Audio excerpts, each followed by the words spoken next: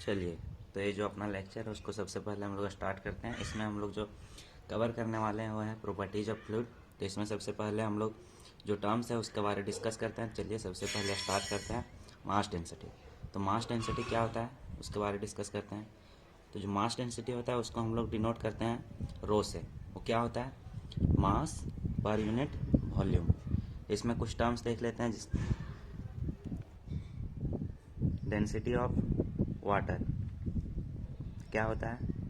997 approximately हम लोग 1000 kg पर मीटर क्यूब मानते हैं।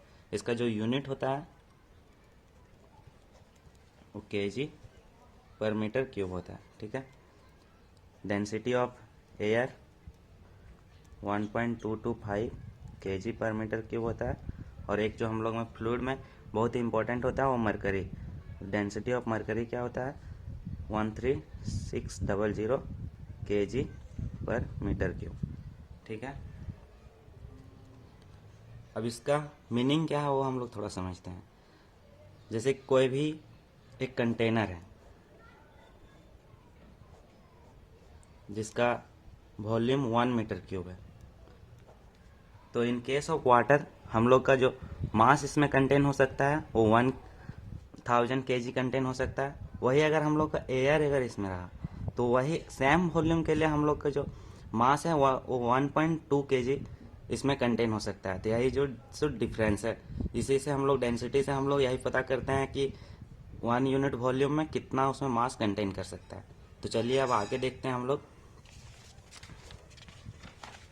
Relative density. उसका हम लोग दूसरे नाम से भी जानते हैं स्पेसिफिक ग्रेविटी। तो रिलेटिव डेंसिटी क्या होता है? रिलेटिव डेंसिटी सिंपली दो रेशियो होता है दो डेंसिटी का, जिसका हम लोग को निकालना है density of the substance to the standard fluid का डेंसिटी। जो हम लोग का जो स्टैंडर्ड फ्लूइड है हम लोग का एयर होता है इन केस ऑफ गैस, और जो हम लोग का वाटर होता है in case of liquid. Air का डेंसिटी तो बता ही चुके हैं 1.225 kg पर मीटर क्यूब होता है, और जो डेंसिटी ऑफ वाटर वो होता है अपना 1000 kg पर मीटर क्यूब। चलिए इसका स्टेटमेंट में देख लेते हैं क्या है। रिलेटिव डेंसिटी और specific gravity is the ratio है of the density of the substance to the density of the standard substance. जो जिस सब्सटेंस का हम लोग को निकालना है टू द स्टैंडर्ड सब्सटेंस। तो चलिए रिलेटिव डेंसिटी फॉर लिक्विड के लिए निकालते हैं। तो क्या हो जाएगा?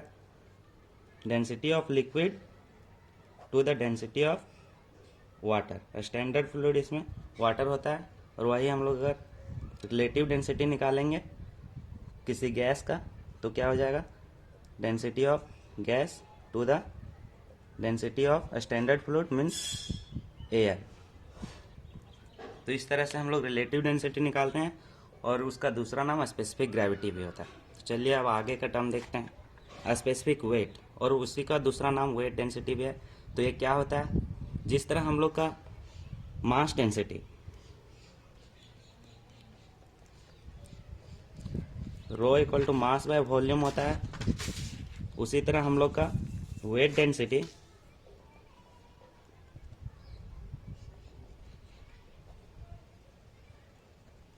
वेट बाय वॉल्यूम होता है। तो हम लोग वेट को लिख सकते हैं mg बाय वॉल्यूम का भी। तो उससे जो हमारा rho equal to mass by volume होता है, तो इससे हम लोग इसको सिंप्लीफाई कर सकते हैं रो इंटू जी।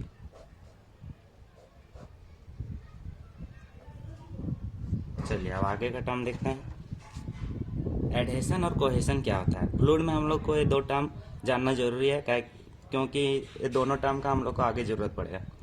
सिंपली एडेशन, नाम से ही जैसे कि पता चल रहा है कि एडेशन ऐड करना है। कोई भी दो अलग अलग मॉलिक्यूल को पार्टिकल को इसमें हम लोग ऐड कर सकते हैं, तो ये क्या होता है, फोर्स ऑफ अट्रैक्शन होता है, force of attraction between two different molecules. जैसे हम लोग फेविकॉल से किसी भी दो अलग अलग मॉलिक्यूल को चिपका सकते हैं, ऐड कर सकते हैं, तो उस केस में हम लोग फेविकॉल को एडहेशन बोलेंगे। जैसे कोई भी दो अलग अलग मॉलिक्यूल, डिफरेंट मॉलिक्यूल है,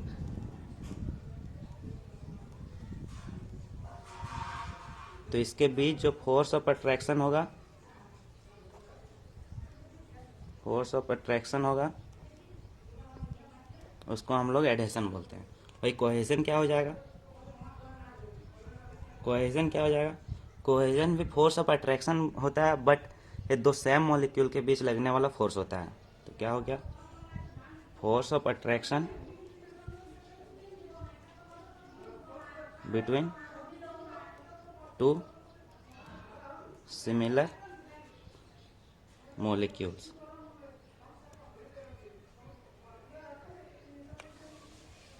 क्या है, सिमिलर मॉलिक्यूल्स है,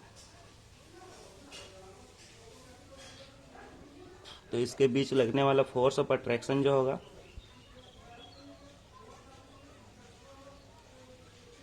उसको हम लोग बोलेंगे कोहेजन फोर्स। ठीक है, चलिए अब देखते हैं आगे बल्क मॉडुलस। तो बल्क मॉडुलस क्या होता है, इसको हम लोग सिंप्लीफाइड टर्म में देखेंगे। बल्क मॉडुलस जिसको हम लोग रिप्रेजेंट करते हैं के से, तो वो क्या होता है, रेशियो होता है। किसका रेशियो होता है, चेंज इन प्रेशर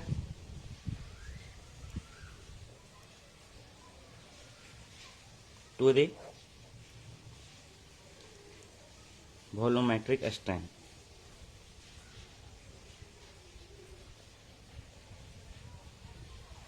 ठीक है, वॉल्यूमेट्रिक स्ट्रेंथ सिंपली क्या होता है, फ्रैक्शन चेंज इन वॉल्यूम।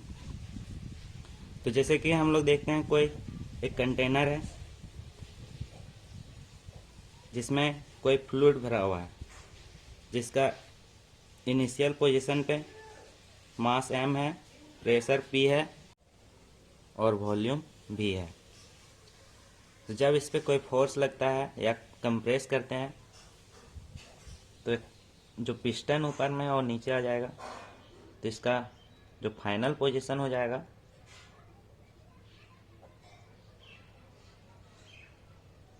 तो इसका मास तो m ही रहेगा, उसमें तो कोई चेंजिंग नहीं आएगा। प्रेशर इसमें जो बढ़ जाएगा वो dv से बढ़ जाएगा, चेंज dp से, चेंज इन प्रेशर। और जो वॉल्यूम है वो कंप्रेस होने पे वॉल्यूम घट जाएगा, तो v माइनस dv हो जाएगा। तो चलिए चेंज इन प्रेशर निकालते हैं। तो चेंज इन प्रेशर क्या हो जाएगा, तो फाइनल प्रेशर है p प्लस dp और इनिशियल है p, तो अपना चेंज इन प्रेशर dp आ गया। उसी तरह चेंज इन वॉल्यूम क्या आ जाएगा, v माइनस, यहाँ पे निकालते हैं, change in volume v minus dv minus v, तो अपना माइनस dv आ जाएगा। और फ्रैक्शन चेंज का बात कर रहा है तो dv बाई v हो जाएगा, बिकॉज टोटल वॉल्यूम में कितना चेंज आया है वही होता है फ्रैक्शन चेंज। अब जो अपना मास है वो तो कांस्टेंट रहेगा दोनों ही केस में, तो मास इक्वल टू हम लोग लिख सकते हैं density into volume, because density equal to mass by volume होता है, तो यहाँ से mass equal to density into volume लिख सकते हैं। इसको अगर डिफ्रेंशिएट करेंगे तो क्या आएगा, rho dv plus v D rho. इसको हम लोग सिंप्लीफाई करेंगे तो dv by v minus with equal to आएगा डी रो बाय रो। तो इससे हम लोग इसको चेंज कर सकते हैं dp bye D rho by rho. तो इससे हम लोग को पता चलता है कि अगर हम लोग को फ्रैक्शन कुछ वॉल्यूम हम लोग को चेंज करना है तो उसमें हम लोग को कितना प्रेशर लगाना पड़ेगा वो हम लोग को बल्क मॉडुलस बताता है। ठीक है, तो इसका दूसरा स्टेटमेंट भी देख लेते हैं क्या है, it is the property of fluid property of fluid का दैट रिप्रेजेंट्स क्या करता है, वेरिएशन ऑफ डेंसिटी को बताता है with pressure at constant temperature. At constant temperature इसीलिए बोल रहे हैं क्योंकि टेम्परेचर के साथ डेंसिटी चेंज हो जाता है, तो वहाँ हम लोग को टेम्परेचर के साथ यहाँ डेंसिटी को चेंज नहीं देखना है, हम लोग को प्रेशर के साथ डेंसिटी में क्या चेंज आ रहा है उसको हम लोग यहाँ पे कंसिडर करना है। तो ये जो रिलेशन है डी पी के बल्क मॉडुलस के बराबर D P bye D rho by rho, तो ये हम लोग को बताता है कि मतलब कि रेशियो में कितना चेंज आएगा प्रेशर में हम लोग चेंज करेंगे। तो चलिए,